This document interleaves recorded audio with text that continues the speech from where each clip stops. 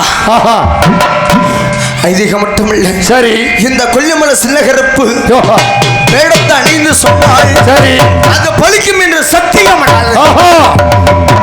அப்படி இருக்கையில் சரி பெண் குரல், பெண் குரல், பெண் குரல், பெண் குரல்.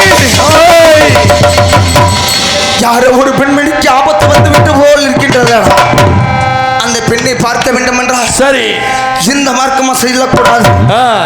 எனது அண்ணன் அழகர் மலையில் வாழக்கூடிய 18ஆம் படி பெரிய கருப்பனை மலையாள தேசத்தில் இருந்த 1000 மந்திரங்கள் 1008 மந்திரங்களையும் கற்று உருமாறி கருமாறி என்ன ரூபம் எடுத்து வருகின்றார். சரி அவரிடம் மந்திரம் சரி தந்திரம்